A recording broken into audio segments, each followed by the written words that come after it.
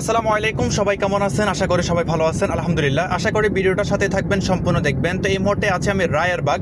তো যাচ্ছিলাম ঢাকা এয়ারপোর্টের দিকে, আসছিলাম নিজের গ্রামের বাড়ি থেকে।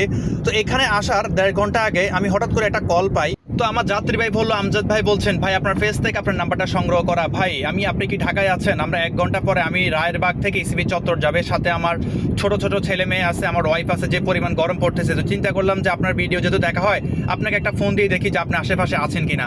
তা আমি মর্ম চিন্তা করলাম, যাই হোক, আমি যেহেতু এয়ারপোর্ট যাচ্ছিলাম খালি, তো সেই ক্ষেত্রে ওদেরকে নিয়ে যাই। এক কাজে 2 কাজ হয়ে গেল। তো অবশেষে আমাদের লোকেশনে এসে ওদেরকে নিয়ে নিলাম। তো ওনাদের ব্যাগপত্রগুলো ছিল, এগুলো সুন্দর করে সেটিং করে নিলাম। তো ওনারা আমার গাড়িতে উঠে পড়ছে। তো এত পরিমাণ গরম, তা বলার বাইরে, হয়তো আপনি ইতিমধ্যে জেনে গেছেন। তো অবশেষে যে ওনাদের যে লোকেশন, সেই লোকেশনের কাছাকাছি চলে আসছি, সেই ইসিবি চত্বর। আপনারা একটা জিনিস খেয়াল করে দেখেন, রাস্তার হাতের ডান দিকে এত উঁচা উঁচা বিল্ডিং, আর সেই রাস্তার সাথে আমার কাছে মনে হয় যে এটা বাইরের কান্ট্রির রাস্তা। তো যাই হোক, ইনশাল্লাহ চলে আসলাম আমার যে বাসার যে লোকেশনের কাছাকাছি, যেটা হচ্ছে আমার বাসার যে রাস্তা। তো চলে আসলাম, তো আমাদেরকে নামাই দিচ্ছি, দেখতে পারতেছেন। তো নামাই দেওয়ার পর আমাদের যে ব্যাগটা ছিল সেটাও নামাই দিলাম।